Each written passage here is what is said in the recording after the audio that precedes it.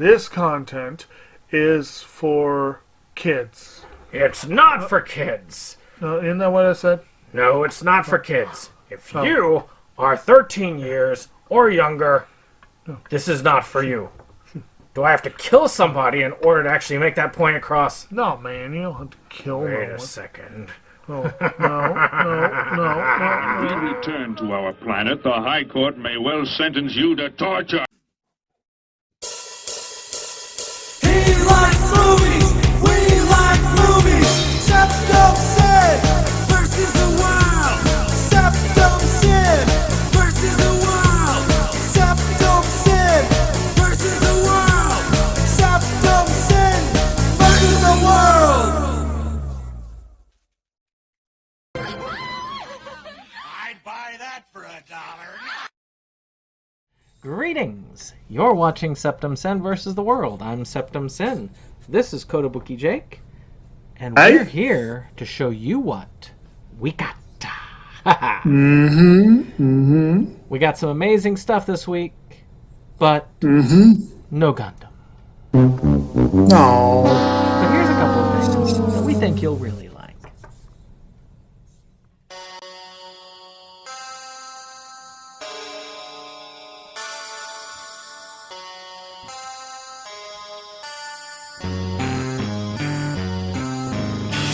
Up, down, down, left, right, PDA select, start if you have a friend. Billy and Lance gonna kick some ass. I want the spread shot, you take the fire. Who wants a laser? I'd rather die. I'm spraying bullets, stay behind me. I'm spraying bullets, stay behind me. Boss battle. I'm never selling, I got contract for life. And I'm never selling, I got contract for life. And I'm never selling, I got contract for life. And I'm never selling. Run through the jungle and conquer the base. The turbo's on my max controller. The waterfall's next and back to the base. I'm gonna run, I'm gonna gun. I'm gonna run, I'm gonna gun. I'm gonna run, I'm gonna gun, I'm gonna run, I'm gonna gun. Red Falcon, I'm coming for you. Gonna rip your heart out and see it through. And credits ensue. I'm bionic, I'm bionic. I'm never selling, I got contract for life. I'm never selling, I got contract for life. I'm never selling, I got contract for life. I'm never selling, I got contract for life. I'm never selling, I got contract for life. I'm never selling, I got contract for life. I'm never selling, I got contract for life. I'm never selling, I got contract for life.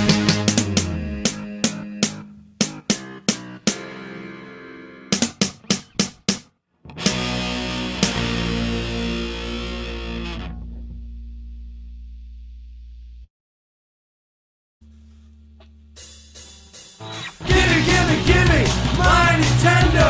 Gimme, my Nintendo. Gimme, my Nintendo.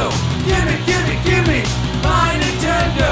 Rush and attack, skulls and crossbones. Me and the boys will be playing all night. Someone take this controller away from me. I'm about to lose it. Gonna smash it on the floor. Cause it's Nintendo. Nintendo. Nintendo. Nintendo.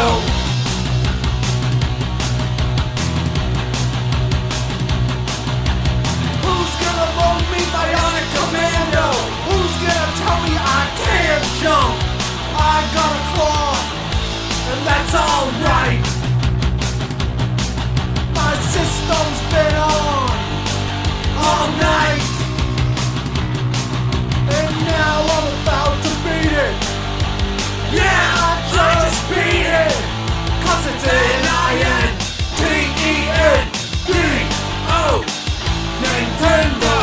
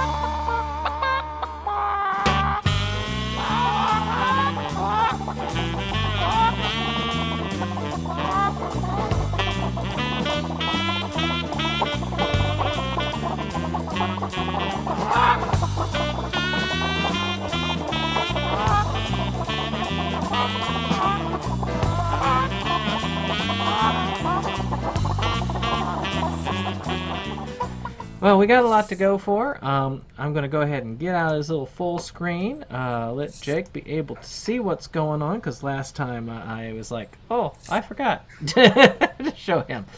So this time, as you can see, we're back up to our tier list. Lots of stuff, though, on this list to go over. As you can see, a couple of movies came out this coming week, and a lot of big ones, so we got a lot to do. But we rate them, as always. So we got our priority, which is just basically, hey, this is something that has to be gotten eventually. And we're keeping a darn close eye. This is beyond a simple wish listing. This is I got my eye on you, and if I think you're going out of print, I gotta get you. Yes, please. We're definitely wish listing this. We're keeping one eye on it, but not both eyes. Just enough that it's got our interest and it's holding it pretty well. We need to make sure we get that pretty good on. Curious, which is, it looks interesting. We may be interested in getting that. We pay a couple bucks for that pretty well. Meh, I'd buy that for $1 maybe. I'd buy that for $1. Or somebody were to give it to me for free. I got a couple of those for pickups. If somebody were to give it to me for free, I would try it out. And then Hell No, which is, well, no, not even free. It's Hell No. So as usual, we take our ratings and we take the middle score and round it down. Of course, we both have to fully agree in order for it to be the tip top or the bottom. So we'll go ahead and start with Jake. We got a lot to cover. So we're gonna start off. This week has a theme, and that is that the corporate overlords who currently are overlooking the Miramax catalog are taking a massive dump this week. I'm waiting for James There's a lot. What's that? I'm waiting for the upgrade. That and Dogma. Right. There's a lot of Miramax coming out this week. And we're leading off with one of the best. This is arguably the best film from Kevin Smith. A little film from, I believe it was 97, called Chasing Amy, where, as you see your synopsis here, cult comic book artist Holden falls head over heels with fellow artist Alyssa. But for that love to live, he'll need to contend with her disapproving best friend, his disapproving best friend, Banky. They misworded that. Etc., etc. This being a Kevin Smith movie, it's not flawless. There is an excessive use of sophomoric language, and as I believe they describe in the movie itself, dick and fart jokes, as well as a lot of jokes about sexuality. It's got Jay and Silent Bob in it. There you go. Yeah. Well, Jay and Silent Bob have a small role, but relatively pivotal in this particular film. You got Ben Affleck and Jason Lee and Joey Lauren Adams as the main leads in the film. Dwight Ewell as an interesting supporting player, which actually is one of my favorite lines in any Kevin Smith movie. Like, what's a Nubian? She almost made me laugh. But It's a good movie. It was the first attempt from Kevin Smith, well, his third movie, but it was his first clear attempt to do something a little bit different. And I still hold it up as a classic. I, of course, have the old Criterion release of this film, which is interesting that it did get a relatively actually, it wasn't a bad release. It was just kind of just a bonus edition that was released through Criterion. So I'm still waiting for Criterion to do a proper re-release of this one. Yeah. And I will hold off on upgrading to Blu-ray until then. But if you don't have it yet, Yeah. you might as well grab this version. It does have special features. It's a nice compact Blu-ray edition. It's a great movie. If you like any of his movies or even kind of enjoy them, then you ought to give it a go. Ben Affleck is one of his better roles. The main issue with this movie is that his character makes a third act gaffe that stands as one of the stupidest third act gaffes of any movie I've ever seen. I would love the movie if he wasn't such a freaking idiot in that scene. But anyway, it's a good one. I recommend it. I would definitely say if you don't have this movie, it is a priority. It's your birthday. Yeah, I got the Criterion of this, and there's something about owning something on Criterion that even though it could be a better release overall, unless Arrow were to re-release it, Right. it would have to be like a really top-notch company for me to replace my Criterion, and regardless of it being probably better transfer. But I'm glad to see it getting re-released. That is an awesome thing. So where is it that you have on your listy here?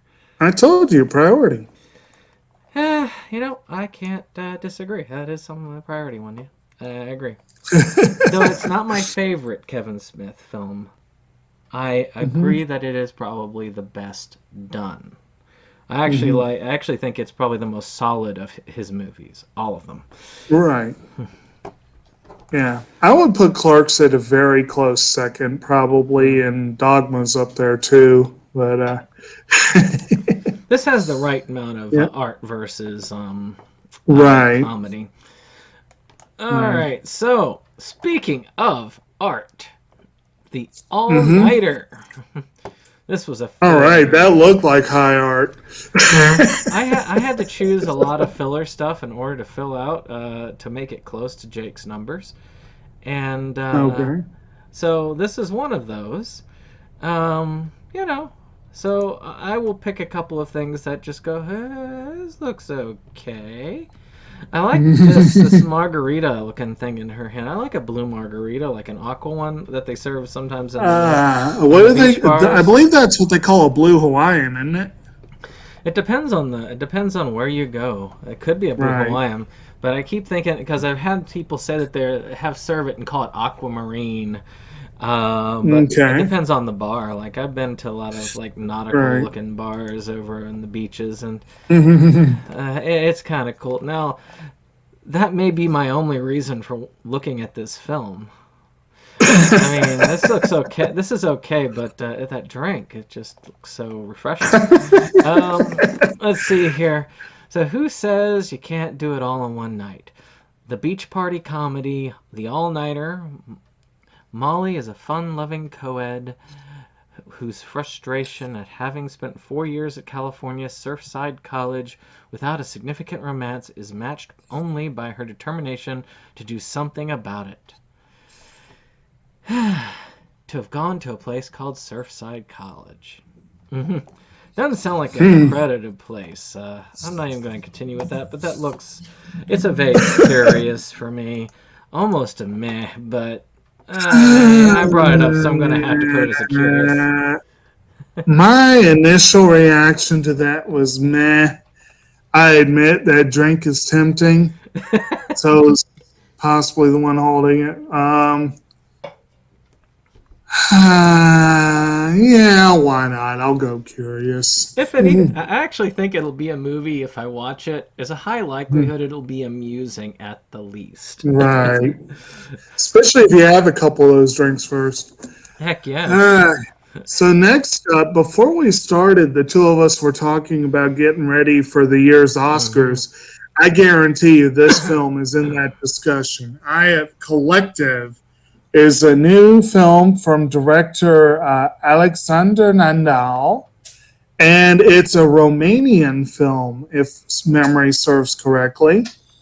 Follows an intrepid team of journalists investigating shocking corruption in the Romanian national healthcare system. Oh. Unlikely events, an explosive fire at a local nightclub, the mysterious death of the owner of a pharmaceutical firm, expose much larger political scandal. Real-time docu-thriller highlighting the importance of an independent press in partisan times.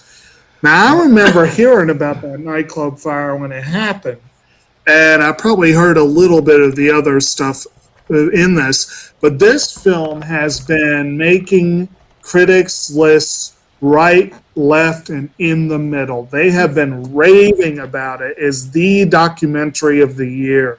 Where is it? And I would be... Where is it streaming out of normally now? I don't think it's streaming. I mean, other I'm than not aware of it, it. Obviously, you can stream it for $7.99. Obviously. Oh, right. Okay, but yeah, I guess and it looks like this is DVD only for the physical release, which is unfortunate. But this is one that I have been hearing about for a few months now, and I really do want to see it. I guess I can't necessarily say priority because I didn't pre-order it, but it's very high yes, please. I'll leave it at yes, please. It's one I need to get to. I'm not sure I want to order it at that price point just yet. No. I don't have a lot of money, so that's a hard thing. Right. And I have a couple of things that I felt like I needed to go ahead and get on top of, which are actually included in this. So we'll be seeing some stuff I had to put on priority because of that. But with that being said, it's one I need to see. It's on my list of things. I made a long list, and it got even longer, by the way. Yeah. Now here's one I have a love-hate relationship with. An American Werewolf in London has got another steelbook release. It had a steelbook release previously, but now we've got another one. Actually, the previous steelbook kind of had like the elongated hand, like as it was turned into like a paw or whatever. And I'll give it this: the creature effects in this are amazing. It won an Oscar. It's a necessity to have in any collection. If you're a horror fan, it's definitely. If you're a werewolf fan, it's got to be like the number one. And I don't know. I did not. Something about the transformation just freaks me out. How nasty and painful it looks. I have this on Blu-ray already. So I don't necessarily plan on upgrading for the steelbook because then I would have to watch it again. But I do think it is. What's that? Let's go ahead. Oh, I was going to say, I didn't really double check about the features or anything, but I know this is an Arrow release, so it's probably pretty good collection or pretty good version of it. Well, like I say, it's got a lot going on. I mean, you can see these special features over here. There's a ton. Oh, wow, yeah. I mean, if I didn't have it, and that's how we go with it, that's how we roll. If I didn't have it, I would consider this as a version to have because it is, and I was about to say, it is a yes, please, as far as things concerned. I think it should be something that's on anybody's list. If you are a legit movie collector, even if you don't like horror, but if you are trying to get the best of the best, that one has to be, for effects and makeup alone, it has to be in your collection. So it's a must, in my opinion. And if I was I would be eyeing it. I don't know if I would be getting it right away. I couldn't say priority. Like, I wouldn't be like this. There's enough versions of this movie out there that I can't really say that I needed to like prioritize it. But yeah, it would definitely be high up there. So where are you on that? Well, I having not seen it and not really having a burning desire to see it. Is an Oscar winner. Obvious. Well, I was going to say obviously I can't go priority. Yeah. I have relatively little burning desire to see this, but I know I'll need to eventually. It is an Oscar nominee, which automatically bumps it up to yes, please. And it's a cool looking steelbook from Arrow, so that does provide incentive to put it on the list. And unlike him, I don't have it in my collection. So it's a winner, actually. it is a yes, please, definitely. Yeah. I just can't quite go that extra step. Yeah, trust me, if it was not an Oscar winner, I would not have it. So, with that being said, another Oscar film, but this one merely a nominee, we have the film Doubt, which is a very excellent film based on a play, if I remember correctly. I believe it's, am I reading that correctly? Written and directed by the playwright themselves. I could be wrong, but it's yet another one of those Miramax films coming out this week. It was a multiple acting nominee for Meryl Streep, Philip Seymour Hoffman, Amy Adams, and Viola Davis, if I remember correctly. And it's a really good movie. Great acting. And just like he has apparently just grabbed it off the shelf there, I too already own this on DVD. Actually, most of these Miramax ones this week that there are a couple of exceptions. Most of them I already have the DVD. Okay. Now, if Miramax had put all these out in a brand new set, that'd be cool. Then that would be really tempting But if you don't have Doubt, it's a really good movie. Yeah. It's artsy. It does feel like a movie version of a play.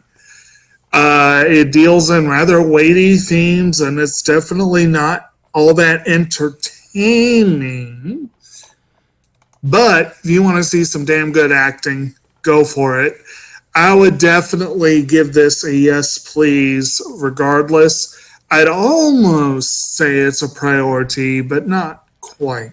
It's sad that the DVD release that I have has more special features.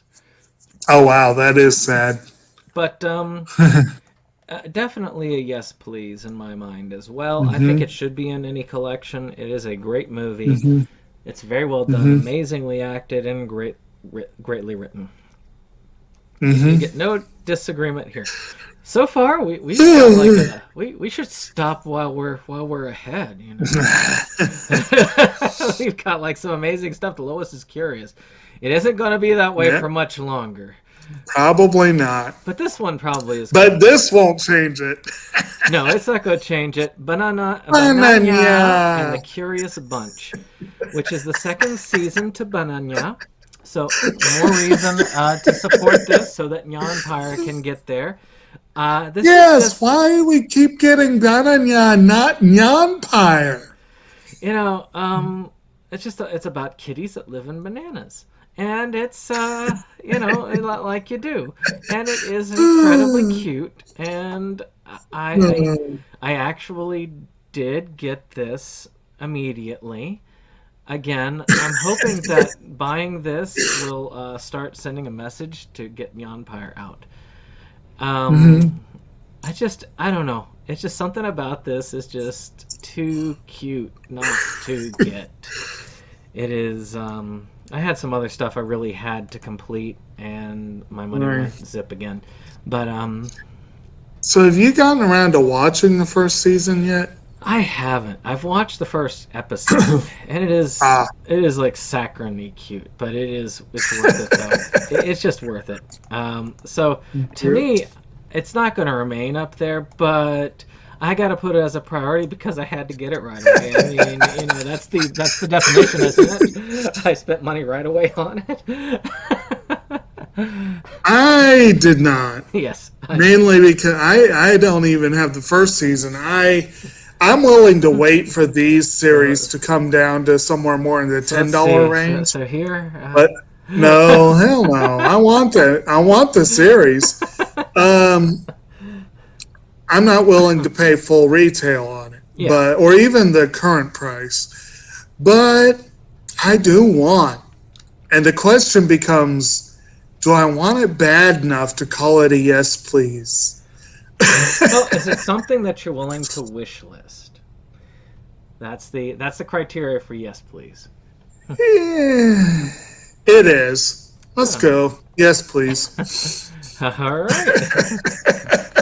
So pretty strong showing. To me, 16. Actually, it's going to be great. It's going to be a good one to sandwich between the last one and the next. Which the next is another Miramax release called The English Patient. You may have heard of this one at some point. It was a Best Picture winner after all. Anthony Minghella film with Ray Fiennes, Julie Binoche, Willem Dafoe, and Kirsten Scott Thomas. Never heard of it. Vastly overrated film. Excellent film, but vastly overrated. That is not a contradictory statement, if you can believe that. Slow moving, a little dull, but it does have some great acting, some great set pieces. If I remember correctly, it had an excellent score. It was a well-crafted, well-made movie that sure as hell should not have beat Fargo for Best Picture, damn it. But at any rate, if you do not yet have this, it does need to be in the collection. Yeah. It is an essential, not just because of the Oscar wins. It is an essential film. Yeah. I would give it a yes, please, a very solid yes, please. So, I'm not going to go out and get this version because I have it on Blu-ray already. Right. I have it on DVD. Which those of us who have had these things on Blu-ray, suddenly the value of our Blu-ray versions went way down again. Yeah. But these are not very different from the previous releases, so it's nothing worth trying to upgrade for, especially if you already have the Blu-ray like me. But I agree. Must-see film, great film, Oscar winner. Yes, please. Moving on. Will this be enough to break our streak? I think I don't know if it's going to be enough to go low, but it's definitely, I think, enough to break our streak of a lot of yes pleases and priorities, at least as far as I'm concerned. Brave 10. It does not, unfortunately, break the streak of Right Stuff doing what appear to be re-releases from NIS with no explanation or preamble or any idea of what the hell is going on with NIS. No, that's a discotheque. That's discotheque.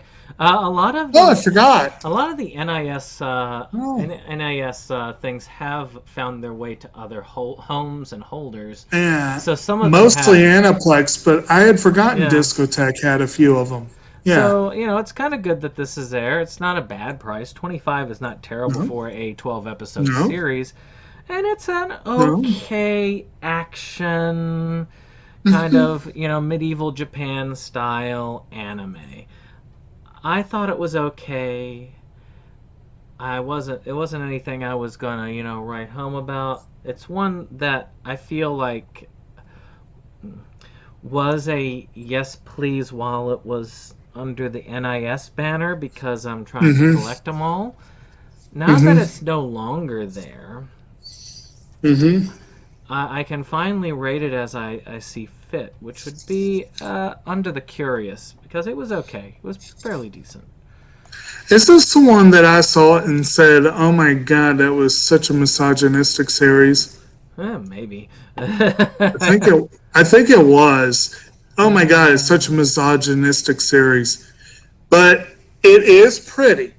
It has really good animation. If I remember correctly, I enjoyed the music, and it was not it was not a bad series. I'm glad I saw it. I'm glad I got it. Glad I didn't have to pay a whole lot for it. Yep, but I agree that if super cheap for a while. no, it was super cheap by that point. I will go with Curious. It is definitely worth a look. Yeah. So especially if you like your action. So far, so good, right? Everything is in the good range so far. Yep. So next up, we have another Miramax release that I have on DVD called Frida, movie by Julie Taymor, who directed your all-time favorite, and also has a phenomenal cast. You have Salma Hayek in a role that she lobbied for some time, playing Frida Kahlo, the Mexican national hero, basically, one of their most famed artisans of all time. And I want to say, I could be remembering it wrong. Yeah, Diego Rivera, her husband and fellow painter, is played. Alfred Molina was robbed of an Oscar nomination for that role. You also have a phenomenal supporting cast, including a small role from Edward Norton as one of the Rockefellers. I want to say Nelson Rockefeller. It's a really good biopic. It being a Tamer film, it goes into some weird, trippy visual stuff. It's an excellent tribute to the artist and her work. And again, Molina and Hayek, those are career top roles for them. And I very much would love to upgrade to Blu-ray one day. It's not a priority since I have it on DVD, and it looks like there's some decent special features there. Not a huge amount, but a decent amount. If you don't have this, it is a priority pickup. I don't know that I would go all the way to priority because I didn't really love the movie, but I feel like it is one that needs to be in the collection. So it's a solid yes, please. Let's see. I know it's in the middle there, sort of.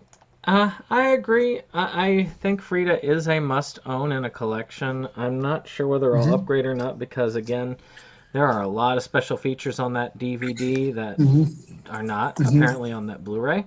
So again, I don't know.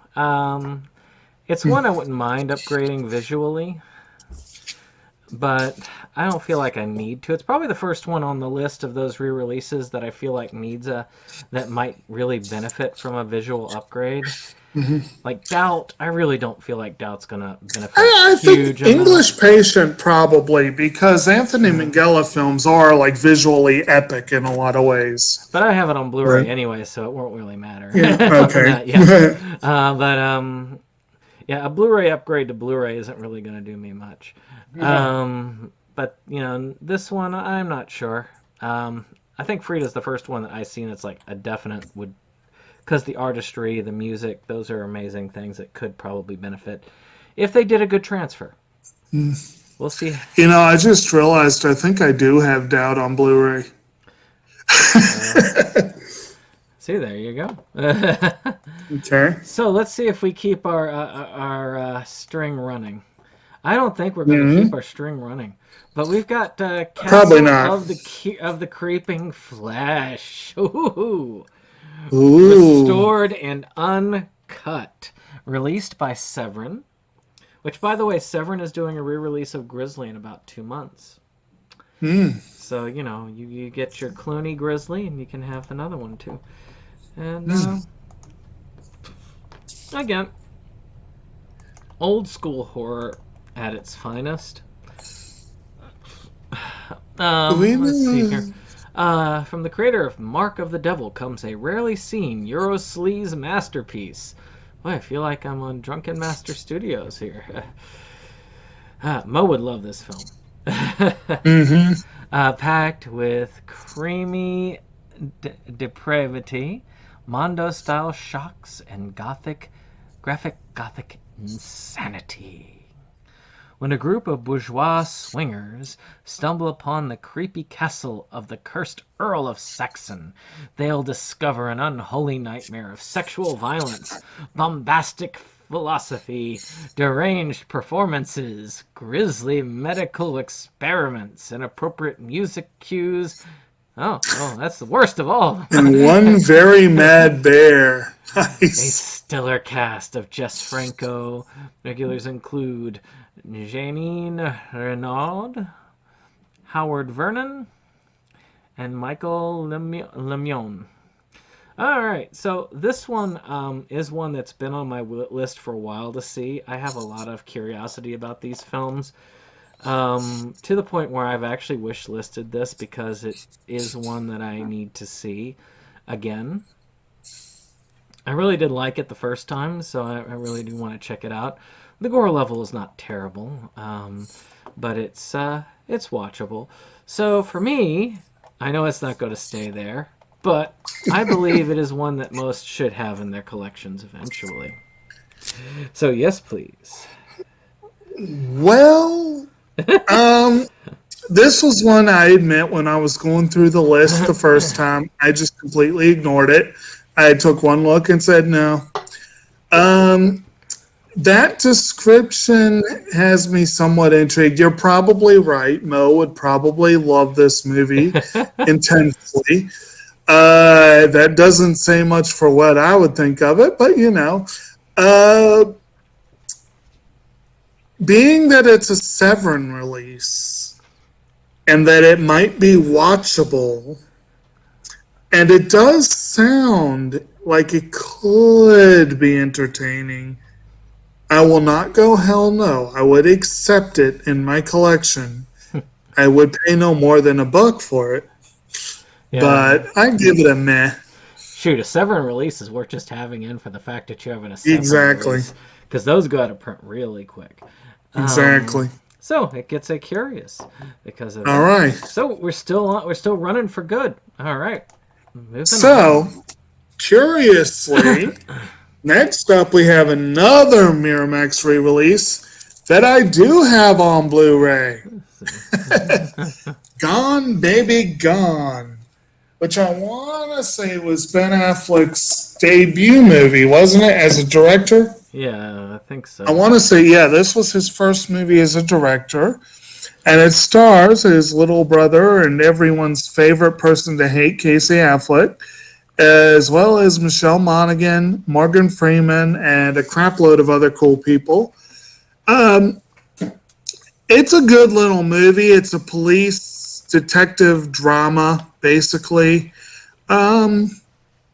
It's worth a watch. I've got a copy here sitting here unwatched. But I saw it before. It is one that I need to make a point to watch my copy. If you do not have it in the collection, and you're not one of those people that screams in rage every time you see Casey Affleck on the screen, then I would say this is a very strong yes, please. It was an Oscar nominee. I believe Amy Adams was nominated for this one as well. But it's worth a get. I would, again, not quite put it at priority level, but it's a solid yes, please.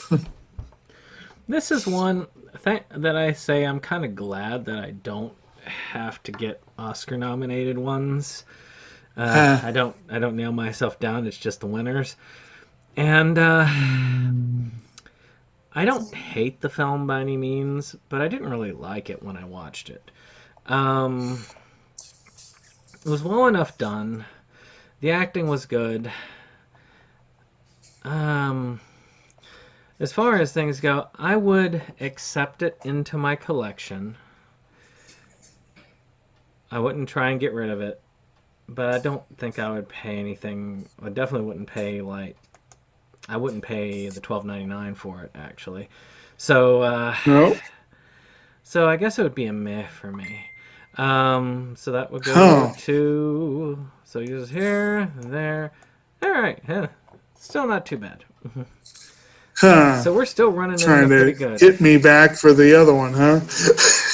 No, this one's always been a meh for me. I am not a huge fan of... Well, you know I'm not a huge fan of a lot of those types of films. Well, yeah. It takes a lot of work for me to not get bored.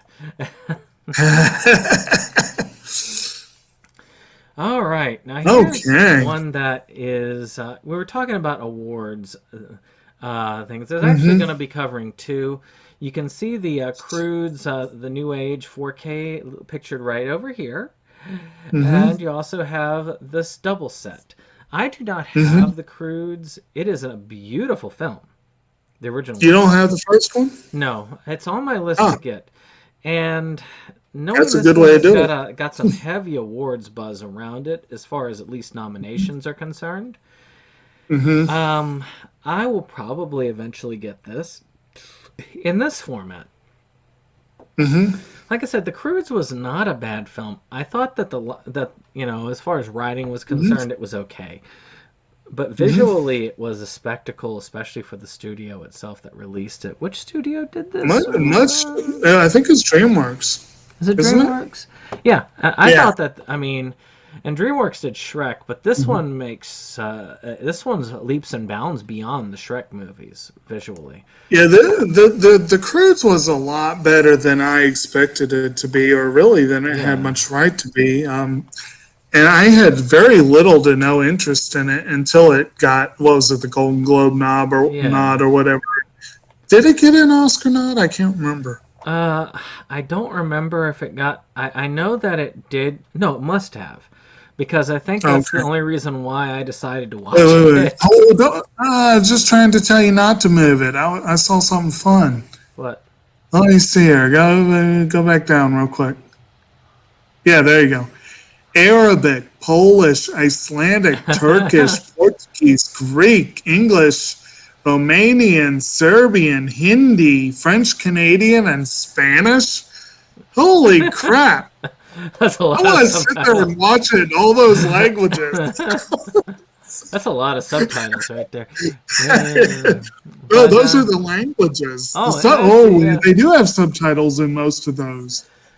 Okay, so you can watch it in English with whatever subtitles you want, or you can watch it. This is one that is a strong curious for me. It might even... Actually, no, I'm going to even put it up as a yes, please, for me, because of the... I'm just going to put both these up here. Because I don't have the first one. I feel I should have it in the collection. It has been wish listed, so that makes it that it's going to be mine eventually. Whether it'll be mine anytime soon, I'll wait for the price to drop. But it's on there because even if it's going to get the nomination, it's got zero chances of winning. So I'm not gonna beat my head against to try and grab it at the higher price. I'll wait for it to drop. So where are you at on this? Well, I do already have the first one, but I have no idea if it has all those languages on it. If it does, then I have no need to upgrade. But if it doesn't, and the 2-pack would be nice and condensed and it wouldn't take up as much space. And I will need the second one. Again, I'm skeptical about it. Yeah. I'm going to have to see it before I really know, is this worth the effort or not? I can guarantee you there were better films, because I've seen some of them, that should have gotten that Golden Globe slot. But if it's as good as the first one, or even nearly as good, it'll be worth watching.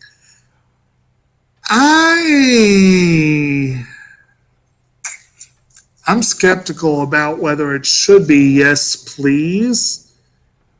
The first movie is yes, please. So we can probably leave this collection on here, because if you didn't have So we can leave the collection there, but I'm going to have to go curious on the second one for now. All right, kind of split that Yeah. thing up there, but still we're doing Yeah, good. Yeah. We're doing good. Next up, oh, in a timely moment, because I just finished reading Ready Player 2, and they go to the planet Shermer, which is a John Hughes planet dedicated to these films and others. This is a John Hughes 5-film collection with planes, trains, and automobiles. Ferris Bueller's Day Off. She's Having a Baby. Pretty in Pink. And Some Kind of Wonderful. Which also, there's a little bit of a tie-in to last month's movies because Some Kind of Wonderful stars the two who very nearly starred as Marty McFly and his mother in Back to the Future, except that Eric Stoltz blew it and lost the job. But you could see the movie where the two actually are a couple. Of these, I am very familiar with Ferris Bueller. It is a favorite of mine. And I have seen Planes, Trains, and Automobiles, and it is a very fun movie. I have actually never seen the other three. I'm a bad child of the 80s. But if you want a primer on the world of John Hughes, you could do worse than this collection. So Oh yeah. I'm actually thinking it might be worth picking up. I don't know if I have Planes, Trains. I know I have Pretty in Pink on DVD and Ferris Bueller on DVD, and I do not have the other two. So I am sorely tempted to give this a strong yes, please.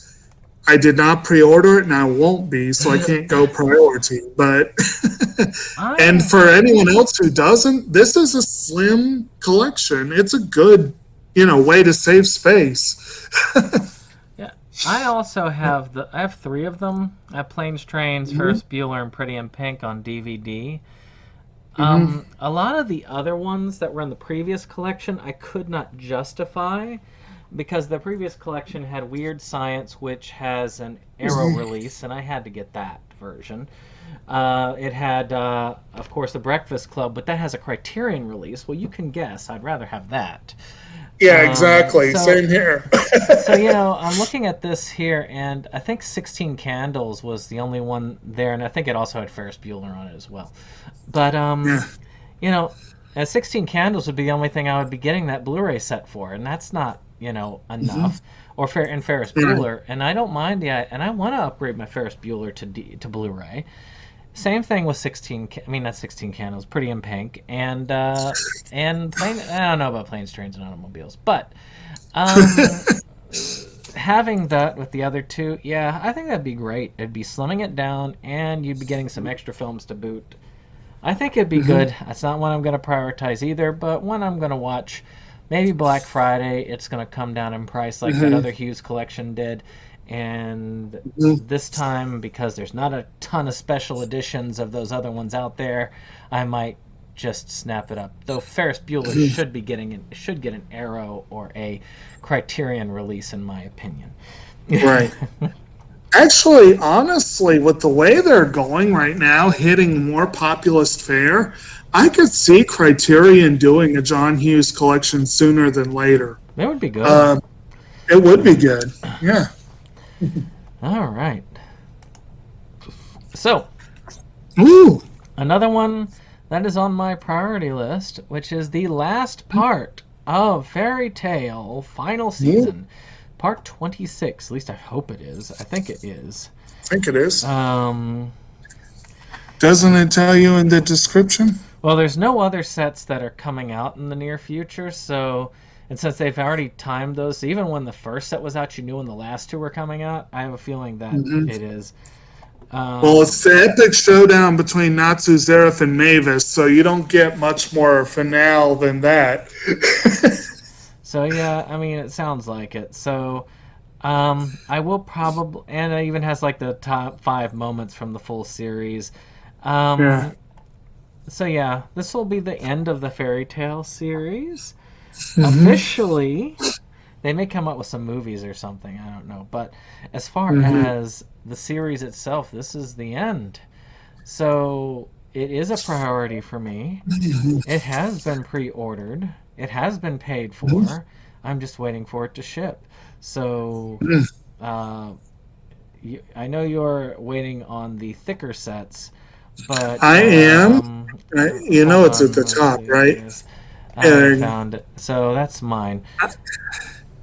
But I cannot prioritize this collection because I am not collecting it in that format.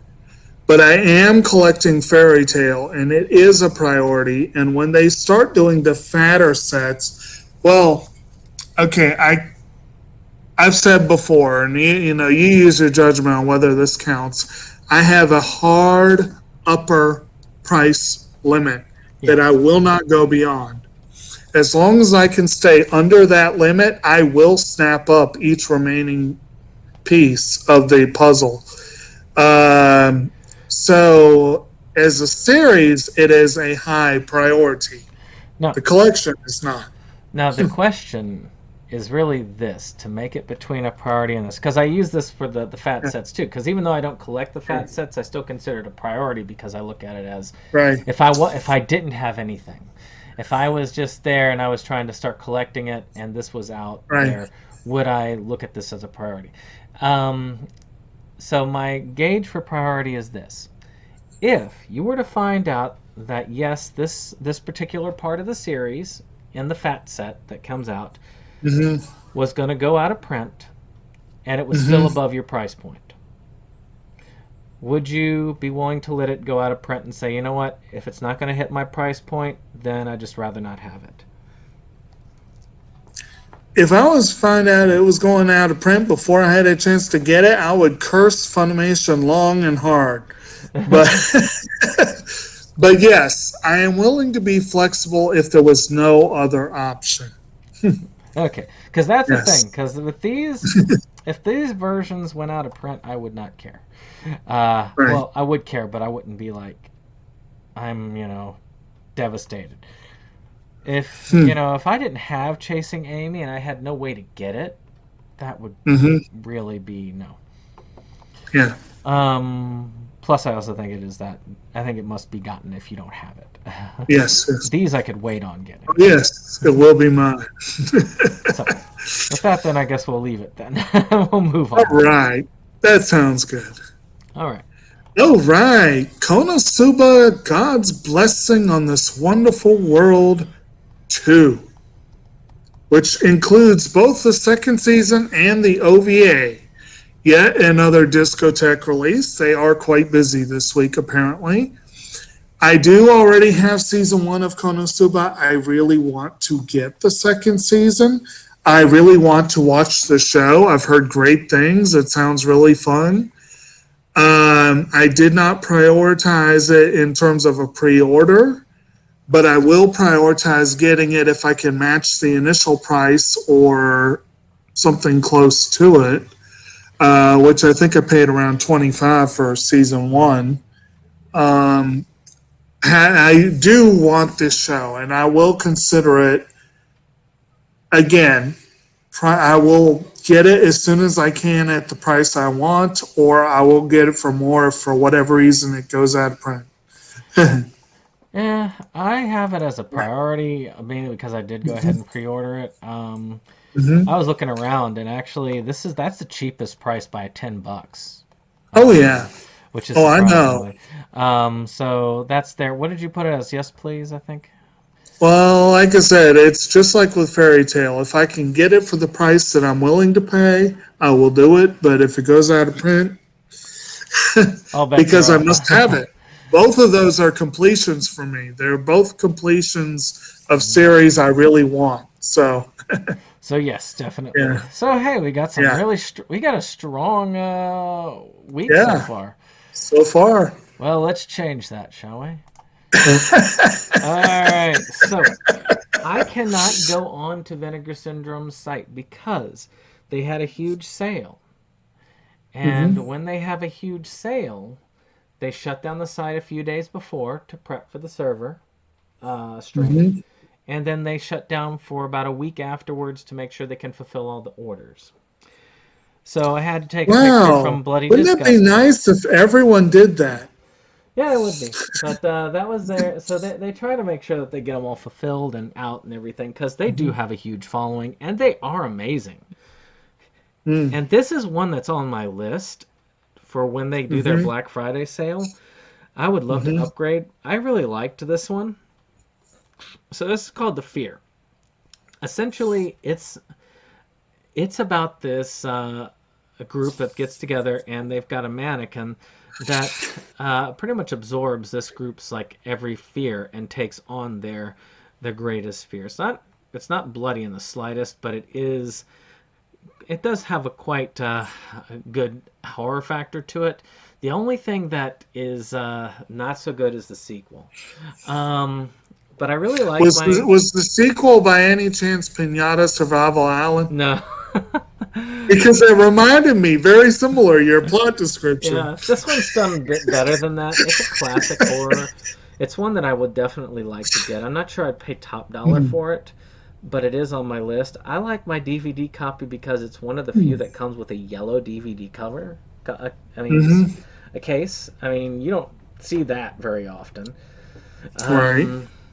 But, again, I like the movie. It's a fun movie. I actually have it. I own it twice in my collection because it's in another collection, but I just like that. I like that singular one so well. So for me, it's one, but it's one that I would put as a yes, please, just because it's one that I am wish listing to eventually get. But if I don't get it, well, I've already got a copy, so I'm not going to be like crying over it. But if I have the money, I am going to grab it on Black Friday. Well, from your description, it sounds watchable. It sounds interesting. Not enough to make me particularly curious about it, but given that you said vinegar syndrome, right? Yeah. I know they are very collectible, so I would not turn it away if it was given to me. Oh, it looked good. I might even go for $5 to $10 for Vinegar Syndrome. So I'll give it a good solid meh. You gotta tell me that Beastmaster set would not be a point of pride to have sitting in your collection. Or heck no. Or that Santa Claus movie that I got. Wait, Beastmaster was... Oh, yeah, that was them. Yep. No, I bid on an eBay auction on that one. I went as high as 25. But I think it ended up going for like 40. So that's going to round to a curious. All right. Still kind of solid. Well, moving on. Okay, Lady Sings the Blues. Getting back to some Oscar stuff, although this is not actually a Miramax release. This is an old film where Diana Ross played Billie Holiday in a biopic. It was, I think, the film where Ross started trying to stretch her legs as an actress. And you've also got Richard Pryor. I didn't know he was in there. And Billy D. Williams. So there you go. You got Diana Ross, Billy D. Williams, and Richard Pryor. On the cast alone, this is worth taking a look. The fact that it is an Oscar-nominated film that's very, very well known, and I have been meaning for a long time to give this one a look and just never got around to it. It's definitely a yes, please for me. I need to add it to the collection, and I would like to see it.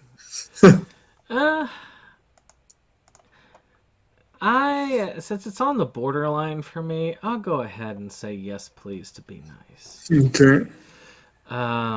It's one of... It didn't actually win the Oscar, right? Yeah, I'm heavily curious about it. It's up there, but not quite there. But it's enough for me to look at, maybe as a wish list. If it drops below 10, I'll probably look into it. So yeah. Okay. Moving on. All right. So this is a pretty strong double feature here.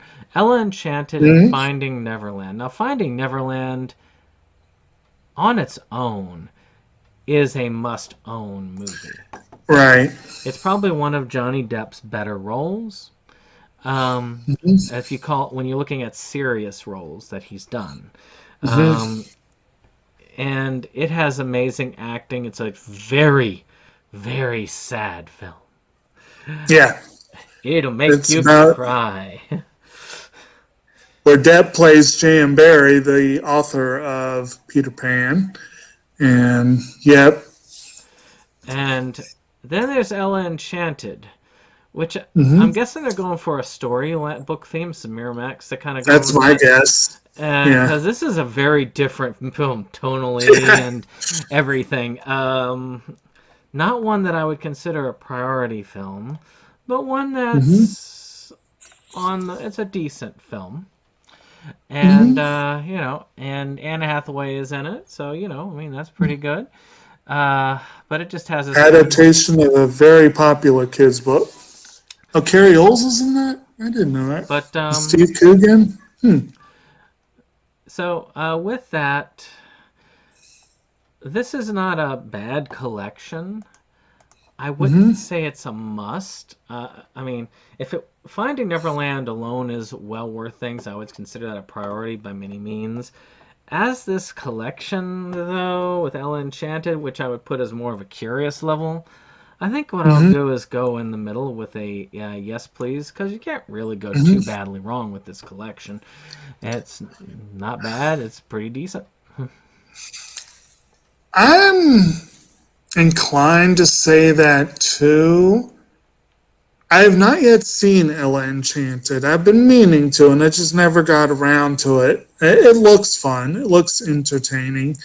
You're right. Finding Neverland is a very sad movie, but very, very good. And I more or less agree with your assessment. Ella, I would consider curious. Finding Neverland, I would rate as a priority. I find this particular pairing to be rather curious. But maybe you want to watch them back to back, because that way you can be uplifted by Ella Enchanted at the end. Exactly. So yeah, we'll go with yes, please. Why not? This reminds me a little bit of that alternate pairing I told you about. I don't want to speak too much on the air about burning stuff because I don't do that as a regular practice. But there is a movie that still is criminally not released in this country. Lilia Forever is overdue for an American release. And once upon a time when I was finally able to get hold of a torrent, I had my brother burn it to a disc along with some. He decided to pair it. I still don't know why, but he decided to pair it with Ponyo. and this is not as extreme a pairing, but it amuses me in much the same way. So. Of course, if you really wanted to just go double depressing, you should have had Finding Neverland paired with Bridge to Terabithia. Oh, that would have been a good one. All right. There we go. Speaking of depressing, this is a movie called Last Call, and I'm not sure it's depressing, but it sure sounds like it. But this is a film from, I think, a couple of years ago, actually. And from what I understand, you see here sort of this split screen where you got the guy on one frame. And my understanding is that the entire film is a split screen with one character in one and one character in the other. And it says here, shot in two true single takes, filmed simultaneously. So basically, wow, that's actually a really cool gimmick. But anyway, yeah, so there's two sides of a phone call filmed at the same time in one take and portrayed in a split screen.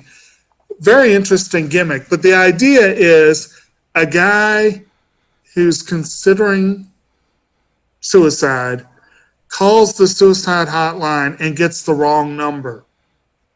And it's a conversation that he has with this woman he calls by mistake. it doesn't sound like it's going to be an entertaining film or a terribly uplifting film, but it sounds like it could be a really good one. The central gimmick is very intriguing, and films that get into the psychology of suicide and whatever, they're not a laugh or riot, but they can be very informative and good. I'm curious about this one. But that's where I'm going to have to put it, is curious. Yeah. I'm debating it. This would be an extremely hard film for me to watch because there's Right. some films that are related to work I don't mind watching because it's more intriguing, like, say, The Soloist or Right. A Beautiful Mind. But there's some aspects of work that are kind of traumatic for me. And talking people down from that is really difficult and kind of there. So it'd be really, really hard for me to watch. But that doesn't mean I don't think it would have value in the collection. Whenever they try something unique like that, like Boyhood, good example. Boyhood could have flopped entirely, but I probably would have wanted it in my collection anyway, just because it's one of the few to try something as unique as that. Right. And so maybe that would, for me, let's see. So you had that here. For me, I'd probably put it as a yes, please, because of the because I feel like the filming style would rate it as something just because it's so unique, because it is something new, and because the subject matter is something I feel people should think about if it's done well. Right. If it's done badly, I could go. If I watched this and I thought that they did it terribly and they made fun of the subject, I would switch to Hell No in a minute. Right. So probably it's for the best that it remains a curious. Okay. All right. Moving on. So, Food Wars is coming out with its 4th season, which was it's all right. Are they only doing a standard for this one? They are planning on a premium, supposedly, but it hasn't been announced yet, which is what I'm waiting on, by the way. But the first 3 seasons are really good. This is an excellent series. The 4th season, I guess there's a reason why it's going to end in season 5. But still, love the series. It's a great series if you like food. Just be careful, like if you're, watching it and you got people around that might look at you strange for certain things and sounds coming from your TV, because you might have some splaining to do with them. I understand it is food porn to the nth degree. But it is very well done. Good shonen-y series with food. Reminds me a lot of Cooking Master Boy, which had a lot of similar tones and styles. So with that, I would say with this, it's going to be in my collection. I'm going to get it as soon as I can afford it. Not this version, but I will be getting this season once the premium is announced, because sometimes you can wait and it goes really cheap. One of them has gone out of print. So I don't know. It's one that's worth having in there. So to me, it's a yes. I mean, it's a priority, but it's it's a priority. But I know it's not. That version is definitely not going out of print anytime soon. But but I'm hoping for the premium, so I will be holding to wait for that. Well, that was one where I did manage to snag the premium of season 1, but I may have waited too long on season 2. So I may go ahead and just collect the remaining seasons all as standard. So not knowing for sure the answer to that question makes it hard to know what I want to prioritize with the seasons. I had heard that the show fell off a cliff after season 3. So season 4 is not one I can call a priority by any means. Yeah, the only one I have up is season 3 for sale. I will definitely, I will definitely list season 4 as curious regardless. And for the show overall, I'm right on the edge between Yes Please and Curious. Oh, it'll round to yes, please. So it works. Yeah. Yeah. So, Okay. moving on. Next up, Como Agua para Chocolate, or Like Water for Chocolate. This is also a Miramax re-release, and it is a film I do not own in my collection because when I saw it, I was unimpressed. I do not get the love for this movie. I read the book, and I loved the book. You could almost call this food porn. The book will make you hungry. But the movie is, it is a Mexican film from a time when most Mexican studios did not have a lot of funding. And it shows as a low-budget film. If I were to rewatch it, I would probably have a much higher love for it now than I did when I first saw it. Granted, I also watched it, I think, on VHS, so it probably looked even less pretty than it could have. It is one I want to see again. It'd be a great choice for that Second Chances month if that comes up again. It is one I want to give another look to. The book is phenomenal, so read the book. The movie, give it a try. I will have to say, I believe it was an Oscar nominee maybe it wasn't an Oscar nominee. I think it was an Oscar. Yeah, I could have sworn it was an Oscar. Oh, okay. It was a Golden Globe nominee for foreign language feature. And it is a film that the critics continue to rave about to this day, so they saw something in it. I will have to go Curious mainly because of my strong dislike for it the first time I saw it. But it is an important film to Mexican cinema. It is an adaptation of an excellent and important book. So it's a very high Curious, bordering on Yes Please. I'm curious. I have a copy. I just don't remember much. I don't remember it, so I can't really. I can't really say whether I really liked it or not. I don't remember. All right, now here's one. Now again, it could be an example of the book was better. Like maybe that was why I didn't like it. I don't know. It's got one heck of a cover on it, though. Oh, I love the cover. Yeah. So this one might get us down to our first meh. Hitcher in the Dark. Another filler one that I threw up by Vinegar Syndrome. It's another one of those like more of a suspenseful film. The Hitchhiker, not the Hitcher, but has some similarities. It looked interesting enough, but not interesting enough for me to pay Vinegar Syndrome prices. I'd have to know more. It's filmed by Umberto Lenzi. So, they're good with those type of releases. I look at it as more of I'm curious. I mean... I'm going to go meh. Again, Vinegar Syndrome, I wouldn't say no unless I know that it's one I couldn't watch. But, yeah. Nah. All right, we got our first low-rated. Woohoo! All right. Mr. Jealousy, another Eric Stoltz film. And that is an Eric Stoltz film by Noah Baumbach with Annabella Sciorra. This is not one that I have seen yet.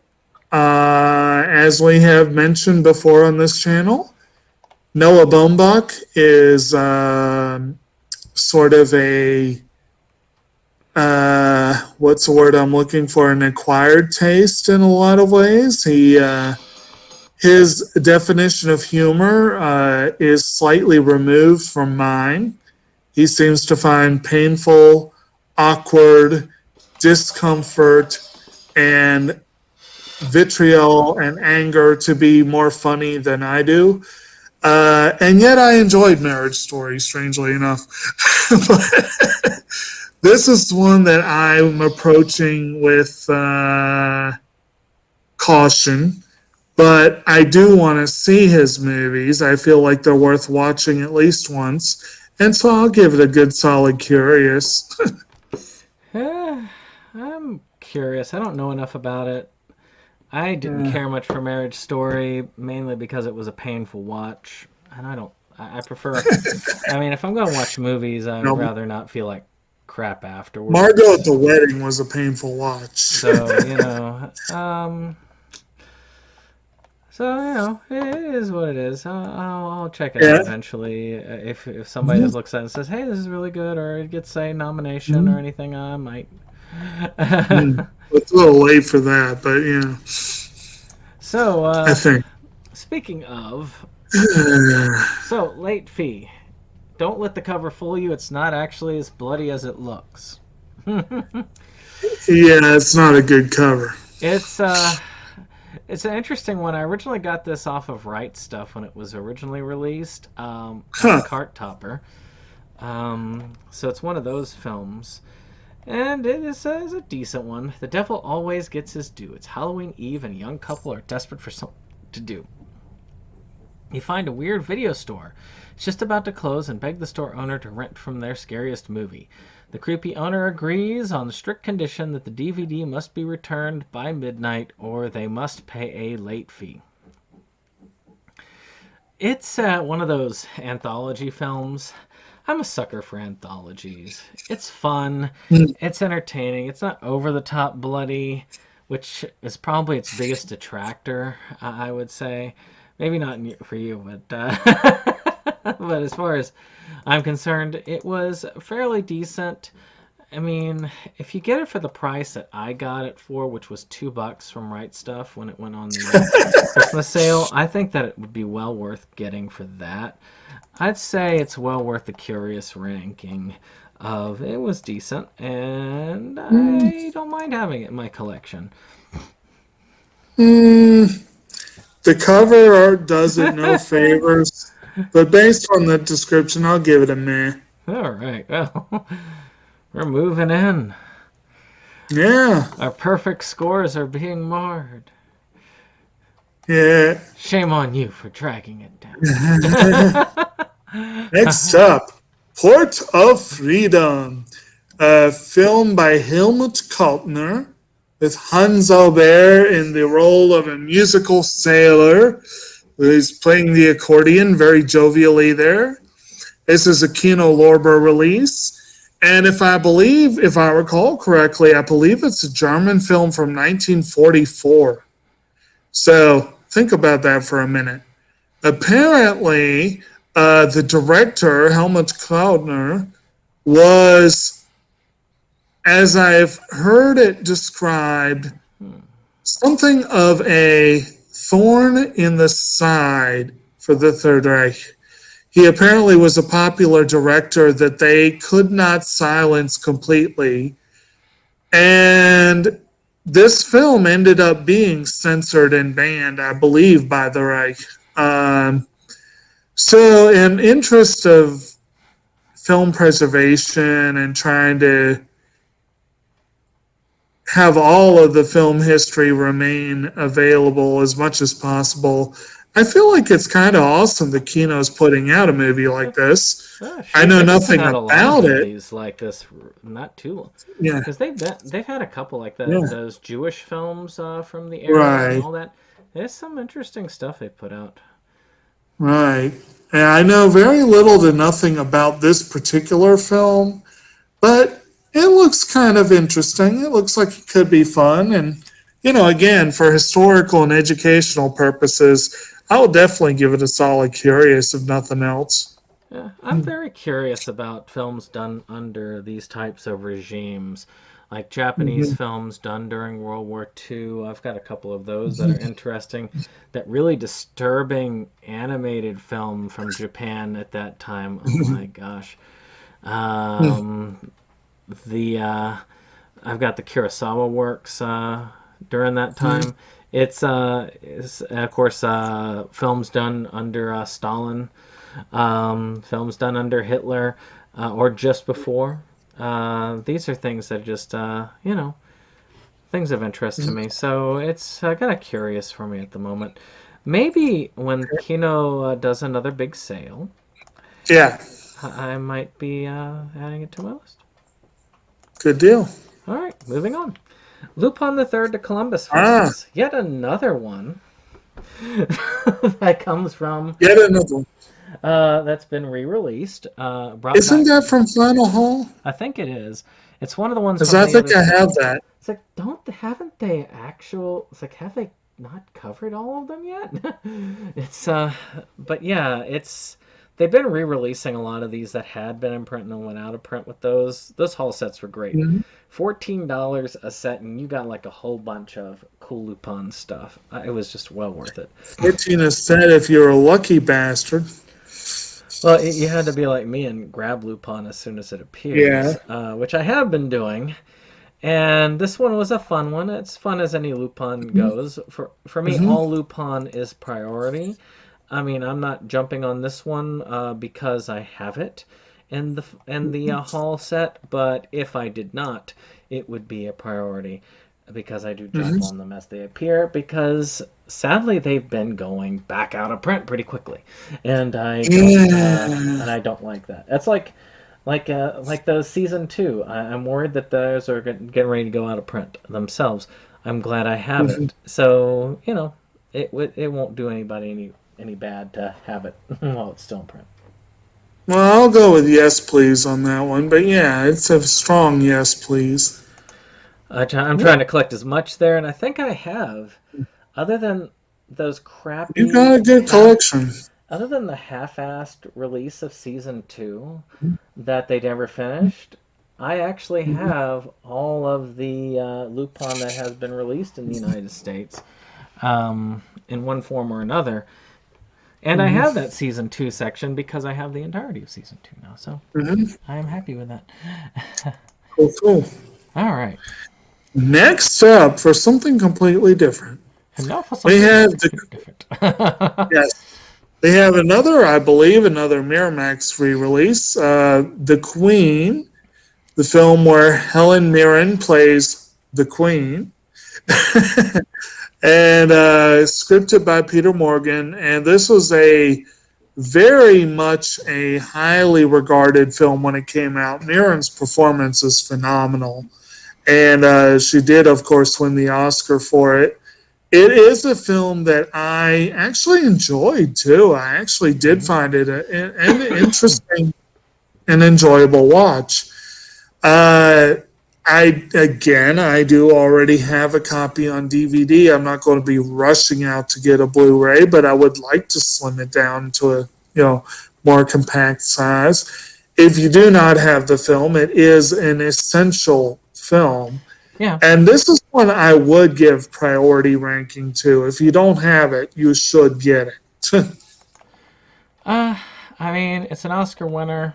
It is one that I think is a great film. I'm not sure I can give it a priority ranking, but I can definitely give it a yes, please. It should be on a wish list.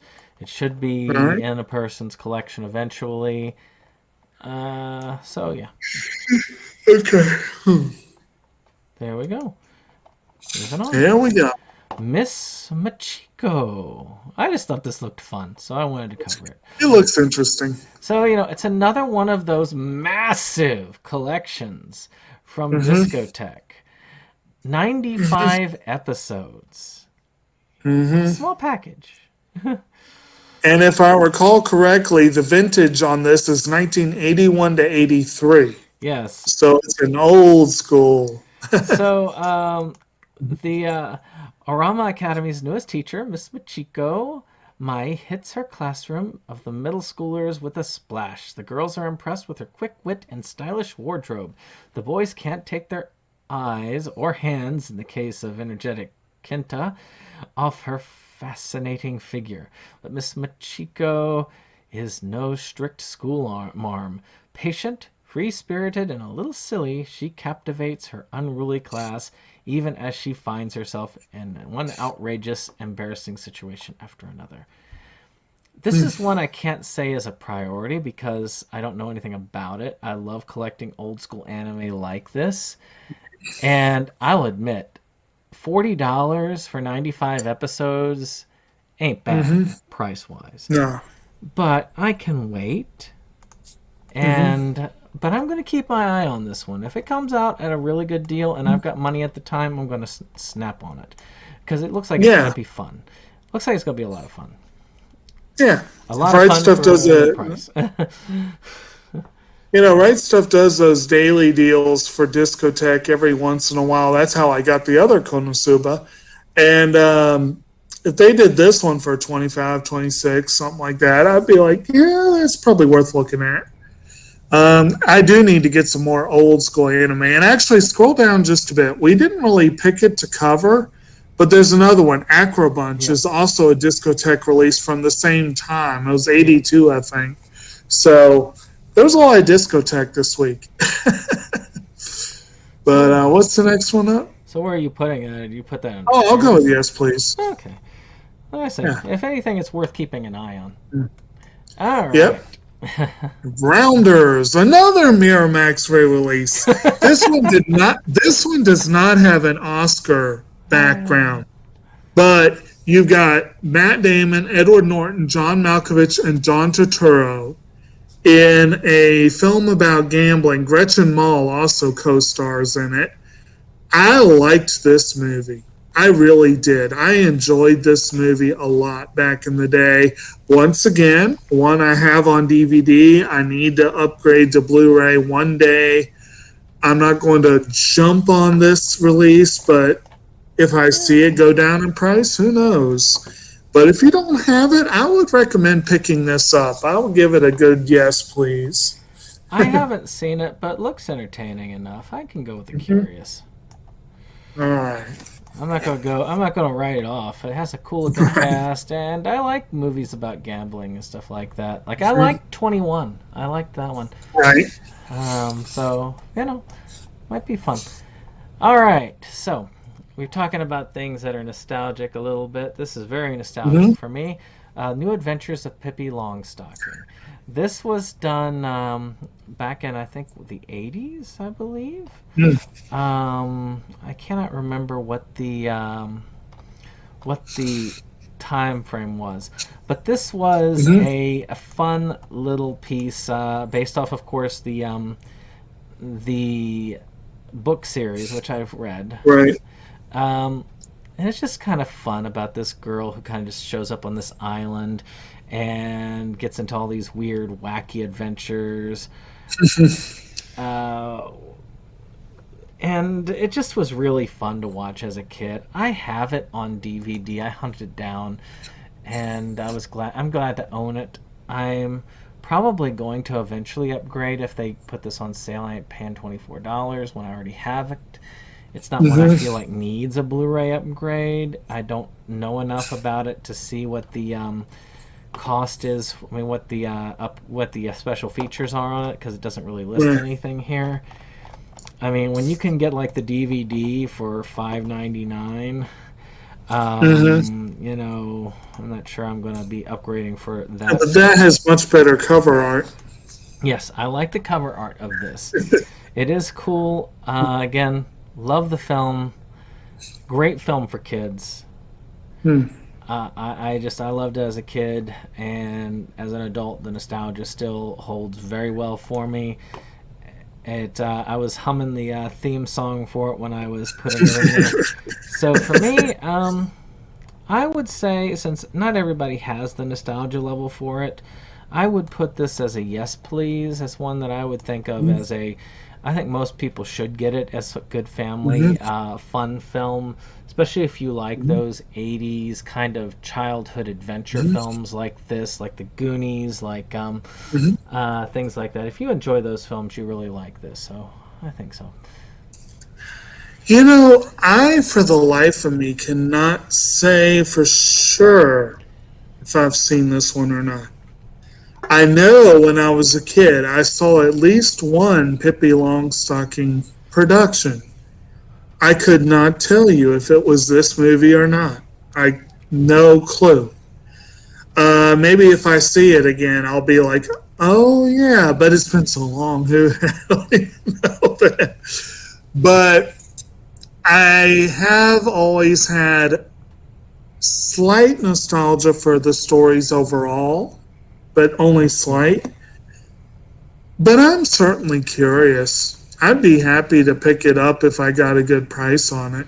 Yeah. Yeah, I mean, if this was as cheap as some of these Miramax ones were going, I'd be more inclined, but I'm not ready to pay full price for it. Yeah. So, there we go. Now, another Miramax re-release. This everyone's favorite Best Picture winner ever, Shakespeare in Love.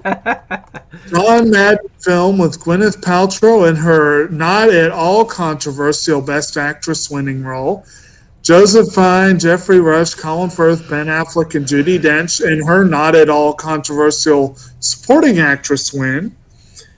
I'm sorry, but when you win for showing up, for being yourself, but dressed like the Queen, and you're in the movie for 2 minutes, I love Judi Dench, but that was absurd.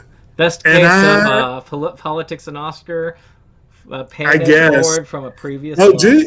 She should have won an Oscar for Iris, but she got one for this one. So like who knows? This film probably was the that Oscar might for have Iris. cost her.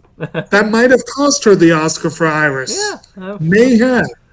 But anyway, all kidding aside, I love Shakespeare in Love. It's a very good movie. I enjoy it immensely, but it was not the best film that year. No. As good as it gets, Wag the Dog, there were some much better films. Or wait, was this 97, 98? 98, sorry. This was the year that everyone thought Saving Private Ryan was supposed to win. Hell yeah. What was the one I picked for that year? It wasn't Saving Private Ryan. But whatever, I do agree Saving Private Ryan was a better movie. This is a movie, though, that is very, very entertaining. It's very worth a shot. It's worth looking at, especially if you're an English major like me and, you know, anything Shakespeare is good times.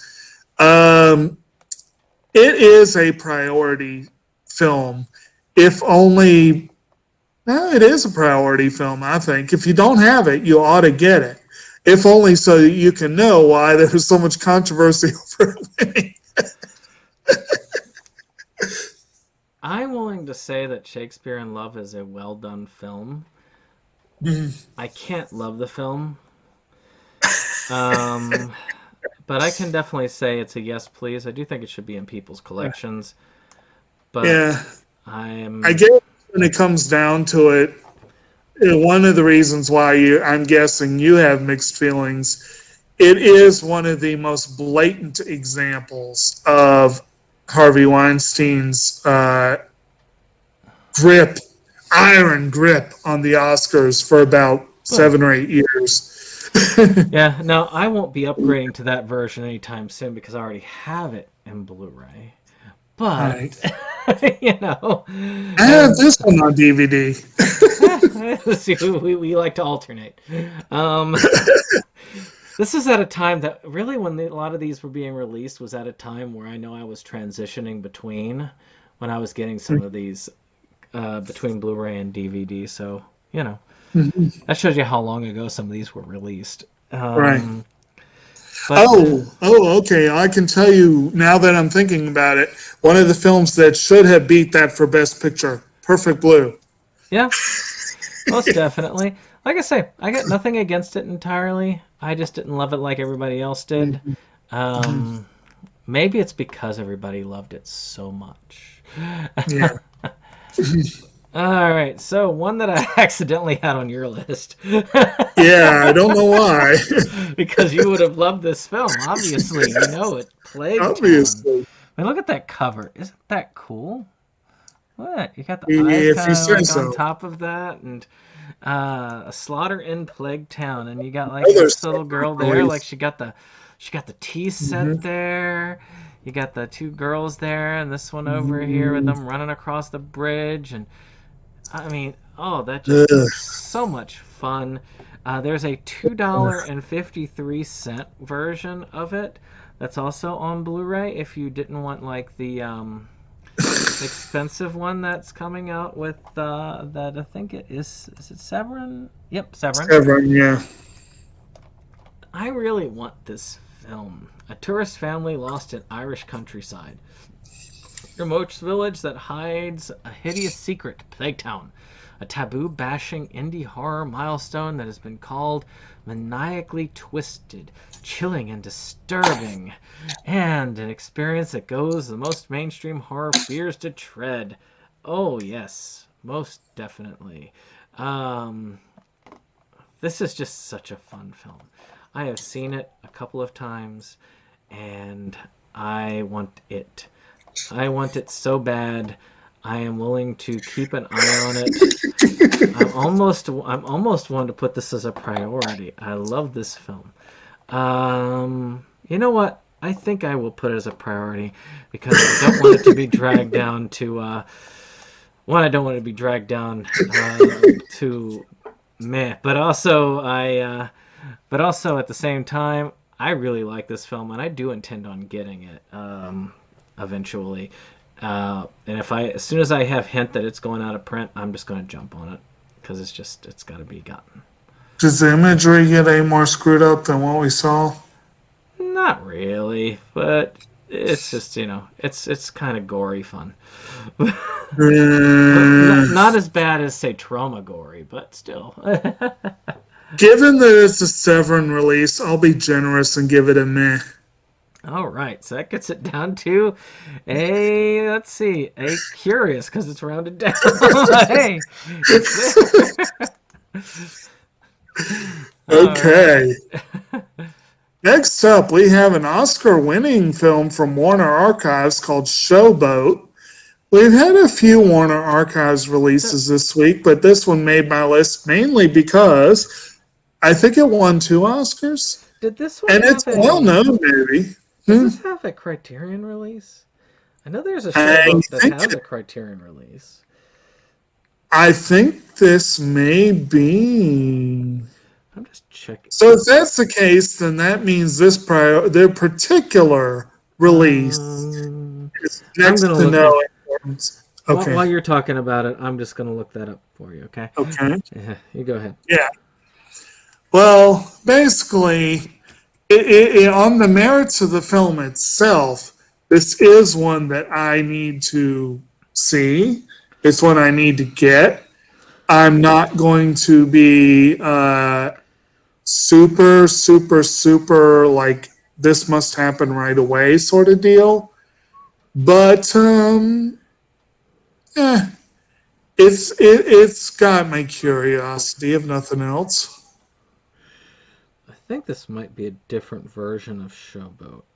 I'm just trying to find out because it just talks about like the there is a release. I'm trying to think of, so this is the 1951 version here, and okay, yeah, the Criterion release is the 1929 version. Okay. Which I'd want more, but Okay. But even with that case, it's an Oscar winner, so I can't really say no to an Oscar winner. Right. So what did you give it? Sorry, I was. I have to give it a yes, please, because it's an Oscar winner. I have to go with a yes, please, because it's an Oscar winner. So just to real quick, they have announced the May Criterion ones, and we were talking about 80s films needing Criterion releases. Fast Times at Ridgemont High is coming out. Oh, yeah, I've heard about that. Yeah, That is actually that's going to be pretty worth cool. upgrading because I only have it on DVD. I got that bare bones Right. one. Mhm. So that'll be worthwhile. Speaking Yep, of 80s films that probably, actually I think it's 90, but it that should deserve an upgrade. Christian Slater in Pump Up the Volume. Also a Warner Archive release. Yeah. This one is a film about this guy who sets up this pirate radio station. And during this time, you've got this high school that they're going to, and the teachers of the high school at the time are trying to improve the funding to the school by purposefully finding reasons to expel the kids that are not scoring the highest grade-wise. And it is sadly a practice that does happen. Yep. And because I've seen it happen. Matter of fact, when I was working in Emporia, Greensville Elementary did that all the time. That's why you have kids in Emporia roaming the streets like that. And it's a very sad thing. So to me, it's even more on there. And he's like uncovering this stuff, and he's talking the truth. He's brash. He comes on his hairy hard-on. I would like to see a talk radio and Pump Up the Volume like double feature release, because both of those go back to back together, and they're both superb films. I used to mix them up, but this one has that version of Everybody Knows by Leonard Cohen on it. That's how I first heard Leonard Cohen, by the way. And it just, to me, excellent film. Should have gotten more love than it did awards wise. One of my favorites. It's on my list to upgrade, not for $18, but it is on my list to upgrade. If I did not have this film, it would be a must. It would be a priority. See, this is one that I've always known about, but never got around to watching, partly because I never cared much for Christian Slater. But the way you describe it, it definitely makes it sound like I'm overdue to see it. You need to watch it. It is an amazing film. I'll give it a yes, please. Yeah. I don't always say that when I say it, but I do feel like you would like that film. I tell you, though, I think talk radio, I always tend to pair that in my mind with The Fisher King. But, yeah, this one would be, that might make an interesting night of cinema. If we were still doing that movie group, as soon as I heard that movie thing, I would have been like, okay, we're watching Pump Up the Volume. Okay, we need to do that. Anyway. All right. So next up, we have Sling Blade. Another Miramax feature. And this was a really good one. This was Billy Bob Thornton. He actually won and was nominated for writing the film. Featured Billy Bob Thornton as a one of those people who probably would have been failed out of school for being slow, even though he's still capable enough in a lot of ways. Also features Dwight Yoakam in one of his early acting roles as a total douchebag. And am I remembering correctly that Robert Duvall as well? It's been ages since I've seen this. It's been a while, but I feel like he plays his father, doesn't he? It does have Robert Duvall in it, so yeah, I think he plays his father. Yeah, and it's a really good movie. Again, Billy Bob's opening salvo as a writer-director. Very well worth a watch. If you have not yet seen this, it is very much worth a watch. And I would give it a solid yes, please. See, I will go one better. It won't make any changes. But I would actually say that this is a priority if you don't have it. I consider this one of the greater roles, and to me, one of the best films of all time. So I cannot put it anywhere other than priority. Well, I can, because I can't really. Well, I tell you what, go ahead and bump it up. We'll be generous. But to me, it is one of the best films out there. I own it on Blu-ray, or else I would be considering upgrading. but it's not an upgrade because they haven't really upped the special features or anything. They just kind of. I think I have this Here. one on DVD. So it's just it was well worth seeing. I had been doubtful until I saw it, and then I was won over.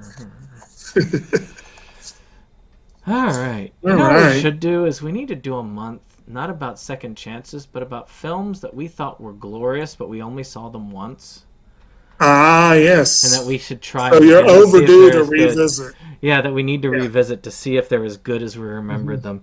This is not one of those because I've seen it lots of times, but I was thinking about that.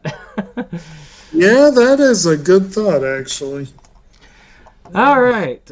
So for my next one up here is Robert Kirkman's Secret History of Comics, which I have seen on AMC. And it's fun. I love whenever people go into comic book stuff, and it's a great documentary. It's the Walking Dead author, that's what he's known for. And I love it whenever they do this. And this was a fun series. I love history of these things. I like media history documentaries. I love media history documentaries. It doesn't matter what they're about. It could be about horror, drama, Oscars, comics, even music. I like documentaries if they're done right. Right. So this one is an automatic in the upper echelon of curious and yes please. Right. Because it was a good documentary. I enjoyed it. Would I get it right away? No, but actually I'm wish listing it, so I guess it is a yes please for me. Same here. I can't say that I pre-ordered it or that I intend to, but it's definitely a yes please. I want to see this. I want to get it. One heck of a cycle of stuff that we've done this time. One more Miramax one. One I do have on Blu-ray. We have the Danny Boyle film from actually, I think this is the third one. I think this is the third one from 96 out of the ones we've covered. And this is his film, Train Spotting. Like I said, Danny Boyle film. This is the film that put Ewan McGregor on the map, as well as Wen Bremner and a whole bunch of other folks. Kelly MacDonald, I think, got her start in this film. And, of course, Kelly MacDonald is freaking awesome. Ewan McGregor is awesome. Bremner is interesting. This is a good film. It was revisited many years later with this, which is also a very good film. They are both worth watching. It's not an easy watch by any stretch of the imagination. It's weird and trippy, and it gets really hardcore into drug use and that kind of thing. But it's a really good movie. Danny Boyle is a phenomenal director, and this is a pivotal moment in British cinema, arguably cinema generally. I don't know that I could go priority because I don't exactly enjoy watching the film, but it's a very strong yes please, if nothing else. Yeah, it's been on my wish list for a long time, so I guess that would definitely go there. I mean, I did get a hold of it eventually. When I found the second one for $1 at Dollar Tree, I was like, oh, you know what? Now it bothers me extra that I don't have it, so I did. I think you were the one who showed it to me originally, so good film. Good film overall. So I'll leave it there. All right, moving on. All right, Star Trek: The Next Generation getting another re-release on Blu-ray. But one that's more affordable. For you? The $70 Blu-ray release that they had previous was a bit a little high much for a super long series. See, I have this DVD release sets that I went through because they were running $10 to $20 on average. But now, if you really want to upgrade this, it's finally, I think, an upgradable range. I have a number of the Star Trek series. I still need to get Voyager, Deep Space Nine, of course now Picard, and Discovery, and I think there's another one coming out soon. So they're overwhelming me on the series releases. But the classic ones, I still am missing Deep Space Nine and Voyager. I just gotta wait till they get down in price. I have yet to finish watching The Next Generation. It's getting back around to time. I showed Jacob my pile now that I have of you stuff that's got to be getting to after I've watched my stuff for the Oscar season, which has just put everything on the back burner. Which I think you're in the same boat I am, though. So you know. Oh, I've got all kinds of things jockeying for viewing time, and one of which we'll be presenting on our pickups. If I did not have it, and I was going to collect this one season at a time, this would probably be the ideal way I would do it.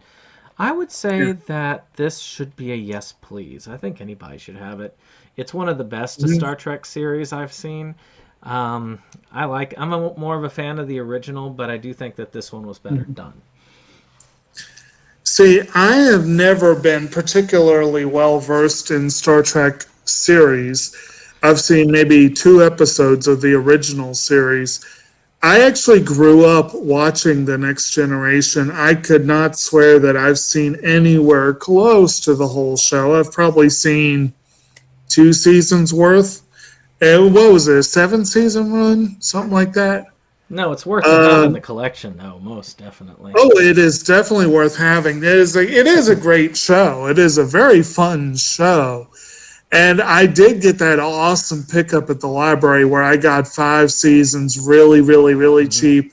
But they take up a ton of space, and I wonder if it wouldn't be better to condense it, even though they look cool.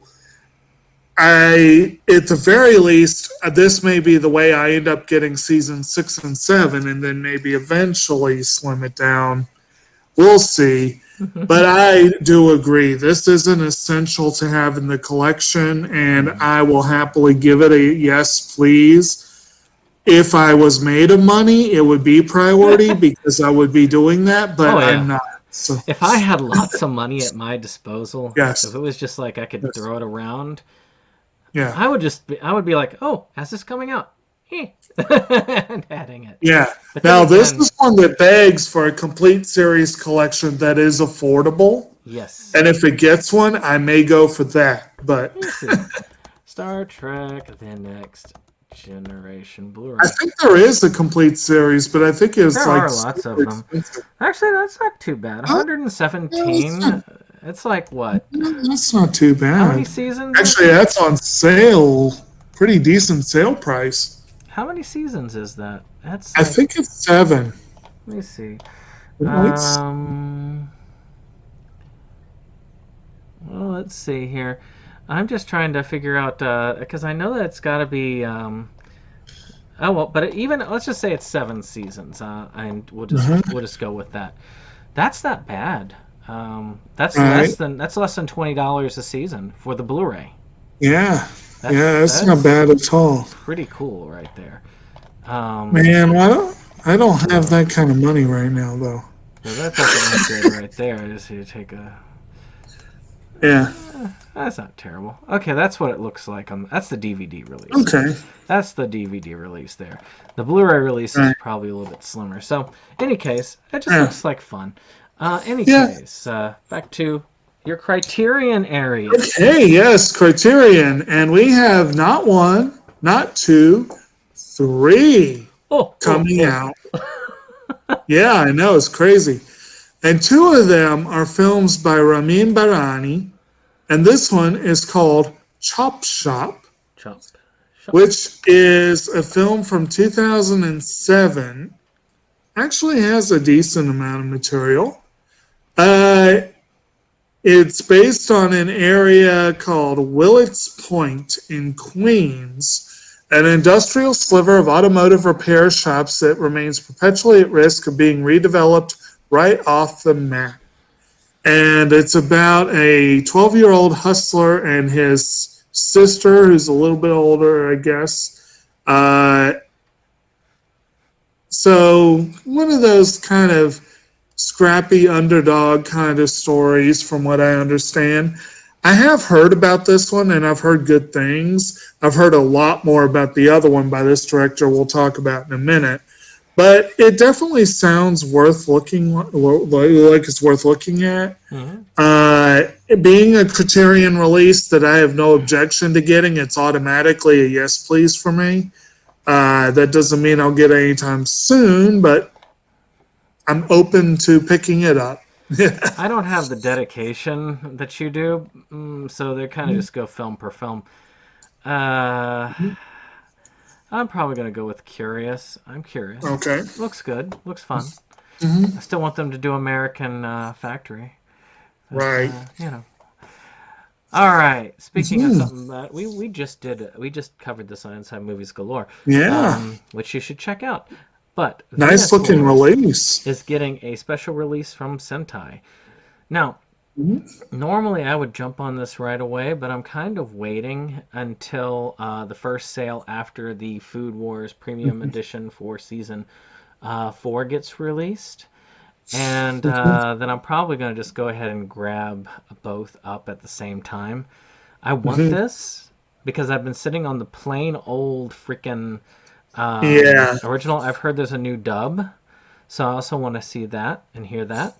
I am very much interested in this.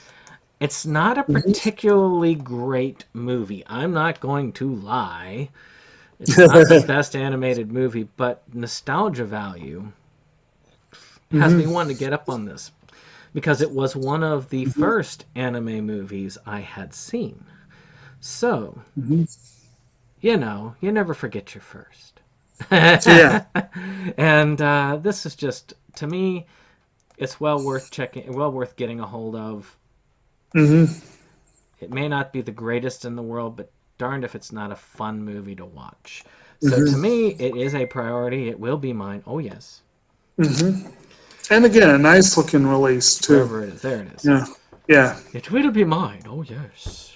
It will be. I will not give that a priority. I do already own it, and you're right. It's not that great a film. But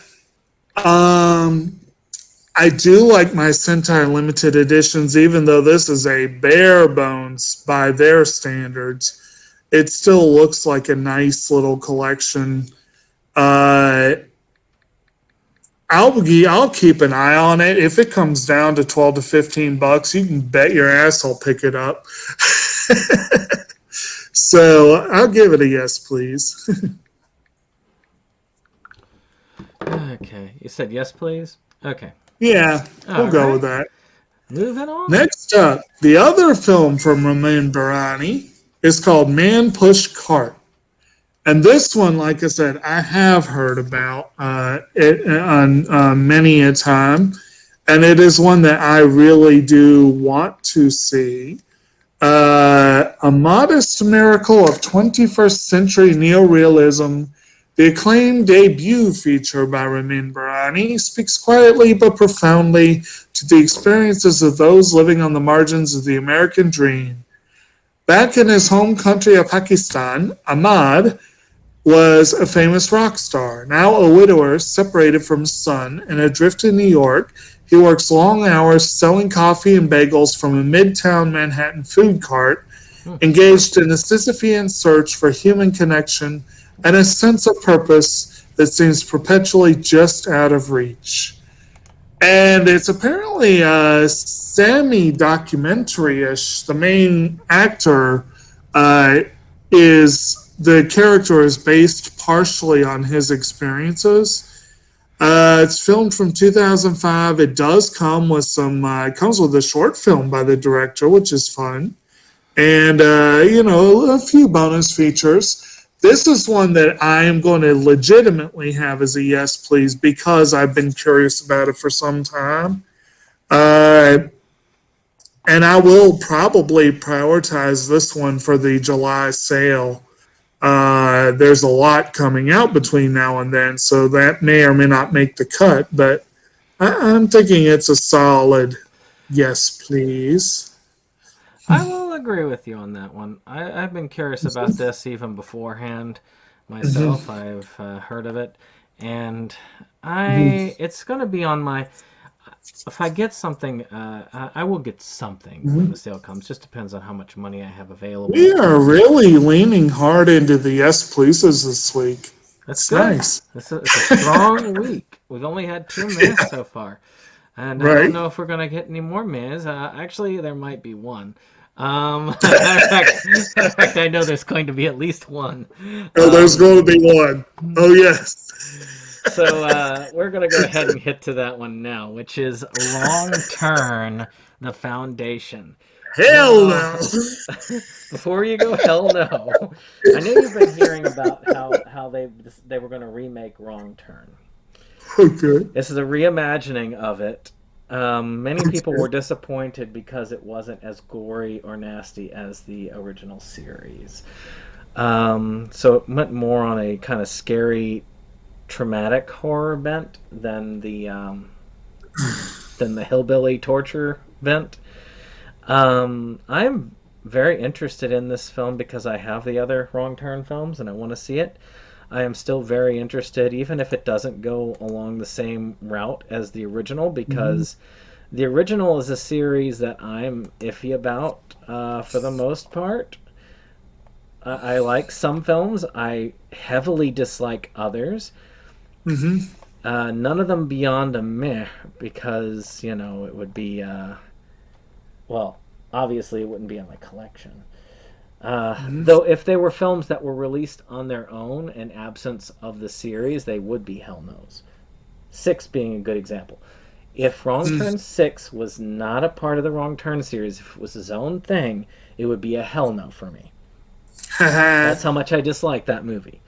But I've had a lot of them that I consider yes pleases too. So it's all over the place for me.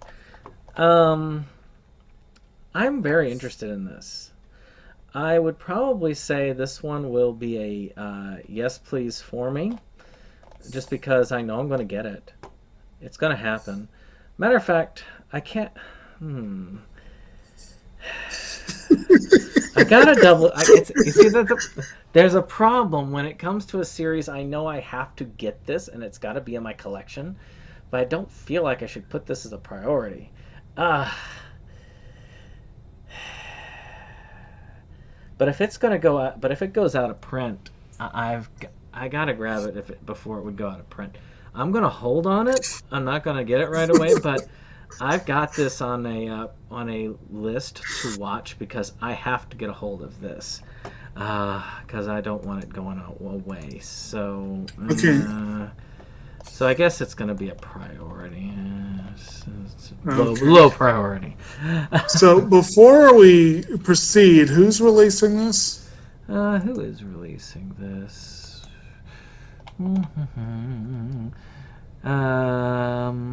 Artisan. Artisan Lionsgate. Screw you, Lionsgate. Screw you long, and screw you hard. How dare you release a Wrong Turn movie during my birthday week? You are evil, evil bastards.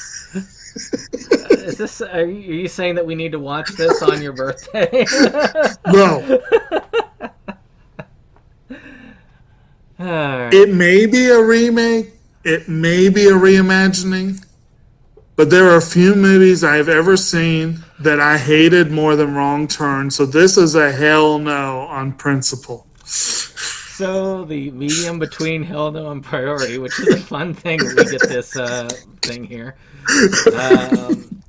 With me saying I have to get this eventually, and you saying there's no way it's going near my collection. So I guess it rounds to curious exactly in the middle. How curious. And then we'll talk about a similar film for the final. Yes, very similar. Called Smooth Talk. Another Criterion release, but not from the other director. This one is from Joyce Chopra, and it's a 1985 film. Suspended between carefree youth and the harsh realities of the adult world, a teenage girl experiences an unsettling awakening in this haunting vision of innocence lost. based on a short story, Where Are You Going, Where Have You Been by Joyce Carol Oates. And you've also got Laura Dern, Treat Williams, and some other folks. And it's got a decent number of special features, including 3 shorts by the directors. So that's really cool. I love how they collect short films on these releases. That's a really nice bonus. And honestly, this is one that doesn't really scream at me. You must get, it's kind of like Chop Shop. I have it on the list as a yes, please, because it's a good-looking Criterion release. I like Laura Dern as an actress. I still think she should have won for Little Women and not Marriage Story. Yeah. But, it is what it is, as they say. It's definitely a yes, please, for me. Probably not the strongest one in the world, but yeah. Curious. Okay. Right next to Wrong Turn, where it belongs. How Wrong curious. Turn is right in there with 2 Criterions. So I just realized something. We just ran out of choices, didn't we? Yes. So you didn't want to go with that last one? The last one. No. That evening with Bukowski? No. I would have thought with your interest in Barfly that would have been on your list. I just didn't want to keep going with numbers. We have a long one here already. Well, that's true. But we had some that, like I say, that was one I was going to do a brief throw out to, is that one. I was curious about Puppet Princess a little bit. A little bit. The Shogun's Joy of Torture, of course. Of course. Things like that. And Jake already talked about the other anime on there, other than Pokemon, which were both just like. Yeah. You guys, Scooby-Doo movie, and a couple Doorstay films. Yeah, good stuff. We had a few that were on there that could have gone up there, but as it is, we try to get the best of the best and try and keep it tight. We definitely didn't keep it tight this time, but we had quite a positive array. Only 2 miss in the entirety of it. That's pretty impressive, and those were only put in for filler. I probably would have put this one in thinking about it instead of Hitcher, but the rest I would have kept. So it probably would have rated better. As it is, I think this is a pretty fun selection here. So I hope you've enjoyed this. Of course, if you have, click that like button, hit that subscribe, and of course share. And we'll see you on the next one. Goodbye.